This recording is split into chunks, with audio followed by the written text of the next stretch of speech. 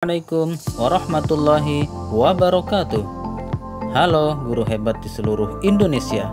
Saya Sukani, calon guru penggerak Angkatan 8 Kabupaten Tanah Laut dari SMA Negeri 1 Takisung, akan memaparkan koneksi antar materi modul 1.4 Budaya Positif.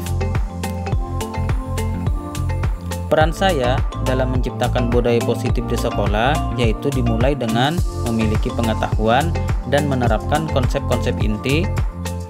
Konsep inti yang dimaksud yaitu: pertama, disiplin positif, yang merupakan sebuah cara dalam menerapkan kedisiplinan dengan mengajarkan anak bertanggung jawab serta menumbuhkan kesadaran diri berdasarkan pada nilai-nilai kebajikan.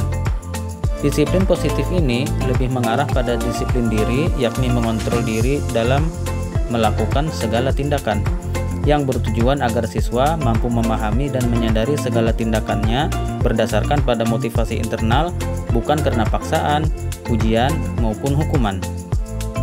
Kedua, guru harus memahami motivasi perilaku manusia, diantaranya untuk menghindari ketidaknyamanan atau hukuman, untuk mendapatkan imbalan atau penghargaan dari orang lain, dan untuk menjadi orang yang mereka inginkan dan menghargai diri sendiri dengan nilai-nilai yang mereka percaya.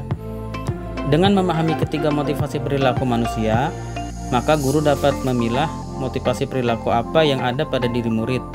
Jika murid memiliki motivasi perilaku untuk menghindari ketidaknyamanan atau hukuman dan untuk mendapatkan imbalan atau penghargaan, maka motivasi yang ada pada diri anak masih berasal dari eksternal, sehingga guru berupaya untuk dapat menumbuhkan motivasi internal dalam diri siswa agar dapat memunculkan pribadi yang menghargai diri sendiri dengan nilai-nilai yang mereka percaya.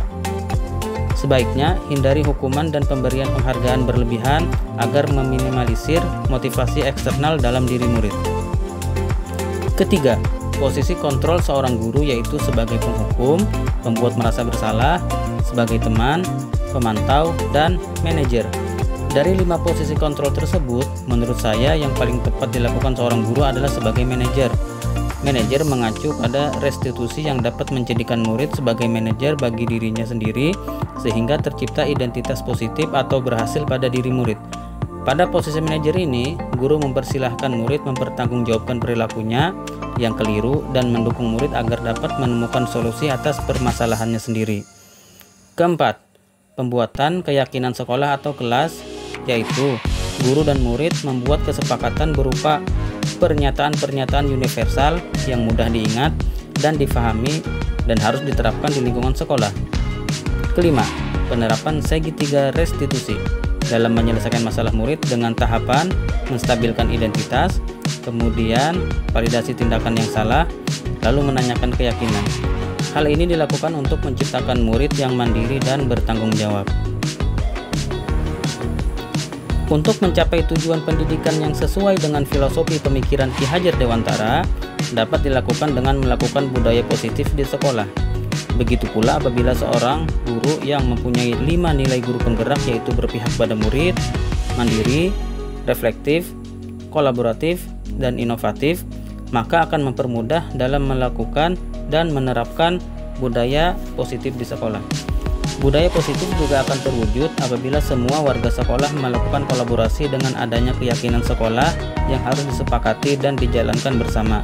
Selanjutnya, untuk mencapai visi guru penggerak, maka langkah yang dilakukan yaitu dengan menjalankan budaya positif di sekolah yang dibuat dengan prakarsa perubahan sesuai filosofi Ki Hajar Dewantara dan profil pelajar Pancasila. Saya sudah memahami dan merasa diingatkan kembali tentang konsep inti disiplin positif, teori kontrol, teori motivasi, hukuman dan penghargaan, posisi kontrol guru, kebutuhan dasar manusia, keyakinan kelas, dan segitiga restitusi.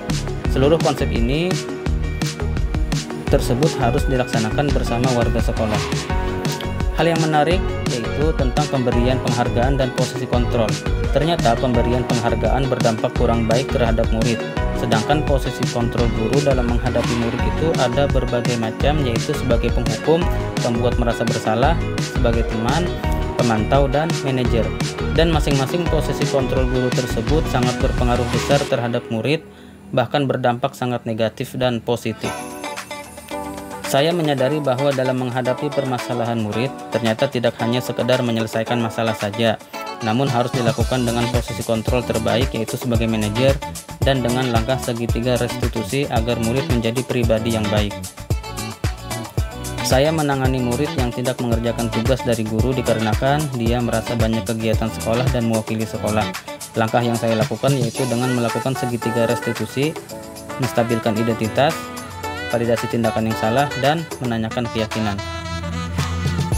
Saya merasa puas dan ada rasa kebanggaan tersendiri karena mampu menerapkan segitiga restitusi bahkan dengan hasil yang memuaskan. Hal yang sudah baik yaitu munculnya kesadaran dari murid bahwa mereka merasa melakukan kesalahan namun tidak merasa terbebani, bahkan mereka mampu menyelesaikan secara mandiri. Sedangkan hal yang perlu diperbaiki yaitu tidak berlebihan dalam memberikan penghargaan dan selalu menempatkan posisi kontrol guru sebagai manajer. Sebelum mempelajari 5 posisi kontrol, saya lebih sering dalam posisi sebagai penghukum dan pemantau, karena saya merasa dengan memberikan hukuman dan memantau, maka murid akan menjadi jerak dan tidak berbuat kesalahan lagi. Namun setelah mempelajari 5 posisi kontrol, saya selalu memakai posisi manajer, karena saya merasa sebagai guru yang mengharapkan kemerdekaan dan kebahagiaan kepada murid, saya harus memposisikan diri sebagai seorang manajer. Perbedaannya pun sangat jelas dirasakan dari hasil yang dicapai pada saat selain sebagai manajer. Sebelum mempelajari segitiga restitusi, saya pernah menerapkannya ketika ada murid yang sangat lama sekali mengerjakan tugas, namun tidak lengkap ketiga tahapan. Saya belum pernah melakukan menstabilkan identitas. Hal penting lain yang perlu dipelajari yaitu bagaimana cara mengajak orang tua untuk melakukan budaya positif yang tidak hanya dilakukan di sekolah saja namun dapat diterapkan di rumah. Demikian yang bisa saya sampaikan. Terima kasih atas segala perhatian.